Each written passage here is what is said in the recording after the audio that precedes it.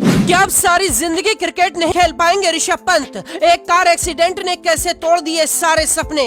अकेले मां को सरप्राइज देने के लिए जा रहे थे पंत, एक सेकंड के लिए झपकी आई और 10 मिनट में खाक हो गई मर्सिडीज कार। पैर की होगी प्लास्टिक सर्जरी, सिर में भी गहरा घाव। रुड़की से दिल्ली के लिए किया गया रेफर। अब कैसी है पंत की तबीयत?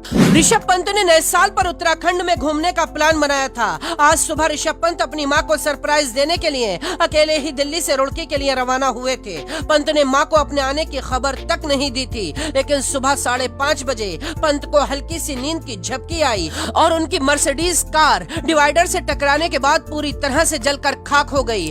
पंत को गाड़ी के शीशे तोड़कर तुरंत बाहर निकाला गया और रुड़की के सक्षम अस्पताल में भर्ती कराया गया, लेकिन पंत की हालत बेहद नाजुक है। इसीलिए पंत को पहले देहरादून रेफर किया जाना था, लेकिन अब दिल्ली रेफर कर दिया गया है। पंत के सिर और पैर में सबसे ज्यादा गहरी चोट आई है। कहा जा रहा है कि ऋषभ पंत के पैर की प्लास्टिक सर्जरी होगी और सिर के घाव को भरने में लंबा वक्त लगेगा। एक तरफ फैंस ऋषभ पंत की सलामती की दुआएं कर रहे हैं, दूसरी तरफ डर ये है कि क्या पंत अब क्रिकेट नहीं खेल पाएंगे।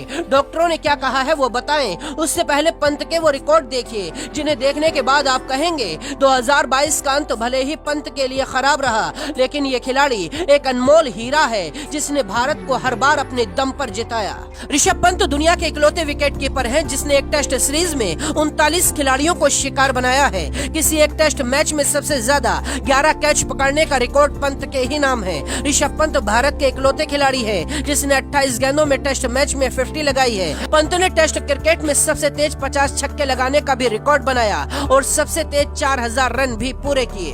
वनडे और टी20 में भी ऋषभ पंत ने भारत के लिए शानदार प्रदर्शन किया, लेकिन बीते कई दिनों से पंत पर सवाल उठ रहे थे। श्रीलंका के खिलाफ टी20 और वनडे सीरीज से पंत को बाहर कर दिया गया। इसके बाद से ही पंत निराश बताए जा रहे थे, इसीलिए नए साल पर उन्होंने दोस्तों के साथ उत्तराखंड में घूमने का प्लान बनाया था, लेकिन बीच में ऐसा हादसा हुआ जिसने पंत की जिंदगी को पूरी तरह से बदल दिया। कहा जा रहा है कि दिल्ली में पंत के पैर की सर्जरी होगी, इसके बाद ही बताया जा सकता है कि पंत मैदान पर खेलने के लिए कब तक तैयार होंगे। जब तक हम ये खबर लिख रहे थे तब तक पंत को होश नहीं आया था, क्योंकि उनके सिर पर गहरे घाव आए हैं। 12 साल की उम्र में पंत क्रिकेट के लिए घर छोड़कर दिल्ली आ गए थे और गुरुद्वारे में रहकर क्रिकेट खेला करते थे। लंगर का खाना खाकर पंत प्रैक्टिस किया करते थे। पंत कई महीनों तक अपनी मां के साथ मोती बाग के गुरुद्वारे में रहे।